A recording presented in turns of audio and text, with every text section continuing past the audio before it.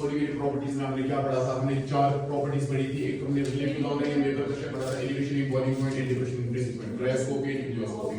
उसके बाद जो लास्ट कोलिगेटिव प्रॉपर्टी जो सिलेबस में दैट्स ऑस्मोसिस एंड असल में ऑस्मोसिस को colligative property, osmotic pressure colligative property, लेकिन ऑस्मोटिक प्रेशर को समझने के लिए you must know what osmosis is, ठीक है ना? तो इसीलिए ऑस्मोसिस में मूवमेंट होती है ना, तो सेमी परमेबल मेम्ब्रेन वो सिर्फ सॉल्वेंट पार्टिकल्स होते हैं, ठीक है ना? ये सिर्फ और सिर्फ सिलेक्टिवली ये इसको सिलेक्टिवली परमेबल मेम्ब्रेन भी बोल सकते हैं, क्योंकि it allows the movement of only solvent particles. और कब करता है यार? हो जाएगा, देखो भाई दोस्तों बुजुर्गों, यहाँ से मूवमेंट हो जाएगी किसकी? Movement of solvent particles through a semi permeable membrane. अब यहाँ से चले जाएंगे। अब ये तो ऑस्मोसिस हो गई। क्या ऑस्मोसिस कोलिगेटिव प्रॉपर्टी है? तो सब आया यार, तुम जैसे यार ऑस्मोसिस नहीं है। अब आपके पास है, इसमें लगा रहे हो आप एक पिस्टन। क्या लगा रहे हो? Free to move, free to move. क्योंकि पिस्टन लागू होना था। अब जाहिर सी बात है, यहां से मूवमेंट हो रही है मेरे भाइयों दोस्तों बुजुर्गों, यहां से हो रही है। किसकी हो रही है मूवमेंट? सॉल्वेंट की। अगर सॉल्वेंट की मूवमेंट हो रही है तो जाहिर सी बात है, क्योंकि this piston is free to move, ये क्या करेगा? कभी नीचे चला जाएगा। जब ये नीचे आएगा तो ये यू पिस्टन को क्या इस कंसंट्रेशन बढ़ेगा ना? Very good. अब मैं क्या करता हूं काम? मेरे अफसर साथ में बात करेंगे, क्या था थोड़ा यार, थोड़ा दबा सा, क्या था यार?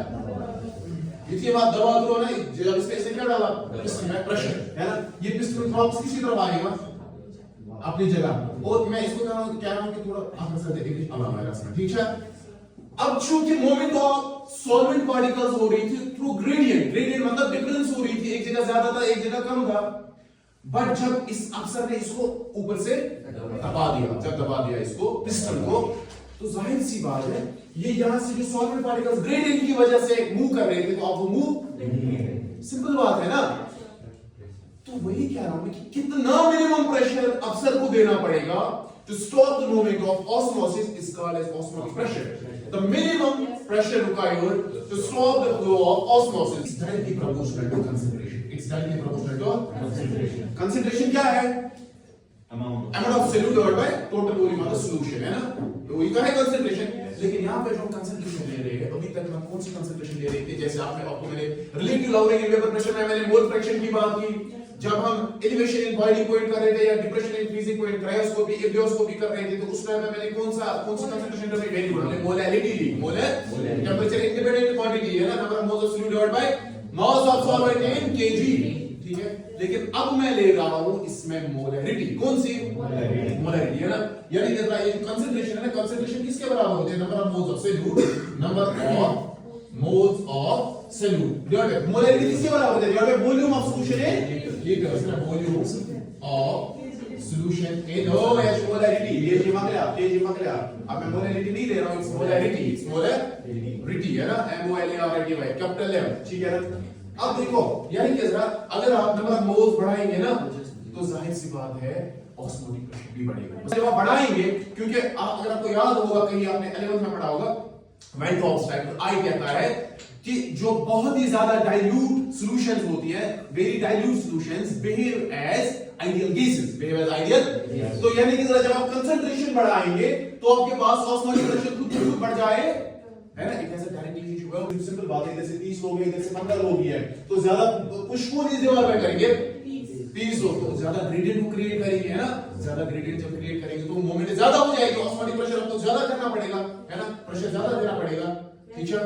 इसीलिए एक तो ये है, एंड पाई जो है आपके पास, what is pi? Pi is osmotic pressure, is also directly proportional to temperature. Temperature के बढ़ाने से काइनेटिक एनर्जी पार्टिकल्स की बढ़ जाती है, जितने ज्यादा सॉल्यूशंस होंगे उतना ही ज्यादा आपको ऑस्मोटिक प्रेशर भी बढ़ाना पड़ेगा, है ना?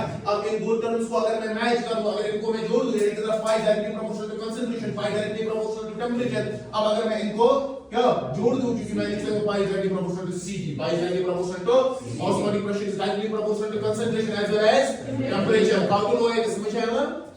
Very good. अब देखो आपके पास जो C and T है, you have directly proportional this side of this directly proportionality को खत्म करने के लिए you need to put a constant। अब कौन सा constant आप लगाते हैं? That's gas constant। Pi is directly proportional to CRT। Pi is directly proportional, नहीं directly proportional खत्म हो जाएगा। Pi is equal to CRT है ना? Pi is equal to CRT। R क्या है? R is gas constant 8.314 joules per Kelvin per mole। अगर आपको याद रहा होगा कहीं these two equations you get pi is directly proportional to concentration as well as temperature। To remove this directly proportionality sign, you introduce a sign that's called is equal to equate these equations। अब आप देखते हैं pi is equal to CR। तो C क्या है? C is concentration। अब ये कौन सी concentration है? It's molarity। molarity किसके बराबर होती है? number of moles of solute। number of moles of solute is Mb और volume of solution is V है ना? That's concentration। तो आप लिख सकते हैं pi is equal to concentration के बदले आप क्या लिख सकते हैं? number of moles divided by volume। number of moles of solute Mb divided by V।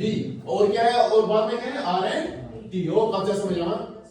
अब आप पाई V को मल्टीप्लाई कर सकते हैं। Pi V is equal to NBRT है ना? अब इसमें अभी हम आगे भी जाएंगे, इसमें एक वेन टॉप्स फैक्टर भी आ जाएगा। उसमें होता है pi V is equal to ICRT।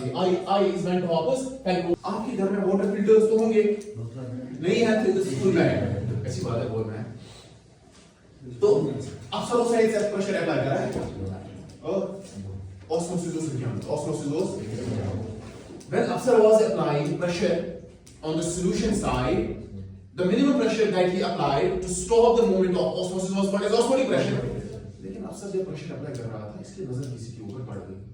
जब इसकी नजर पड़ गई, ये मैं बोलूं कब अब क्या ज्यादा प्रेशर ज्यादा ओ मैं बोल तलपा सो इंग्लिश में क्या बोलते हैं तलपा को? एबिस है ना? we push this piston to abyss। अब जब इसने बहुत ज्यादा प्रेशर अप्लाई किया, यह मजे पीछे सॉल्वेंट क्योंकि इसमें पर इमादी सोल्यूट पास कर रहे हैं, ये किसकी मूवमेंट को पास करने देता है? सॉल्वेंट को ही।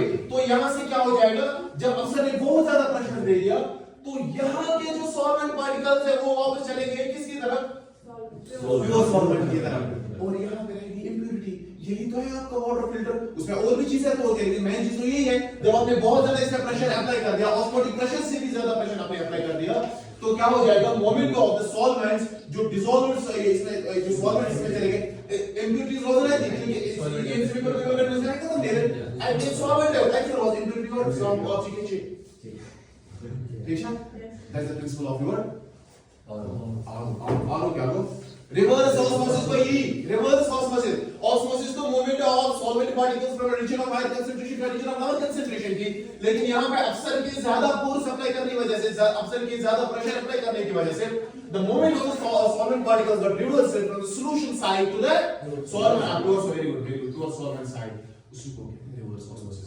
ऑस्मोसिस तो सिंपल बात है ना? फ्रॉम जो प्योर सॉल्वेंट साइड से सॉल्यूशन में जा रहा था, लेकिन ज्यादा प्रेशर अप्लाई करने की वजह से more than osmotic pressure solvent से ये सॉल्यूशन के साइड से सॉल्वेंट की तरफ चला गया। सॉल्वेंट है आरो क्या आरो रेजिस्टेंट आरो रिवर्स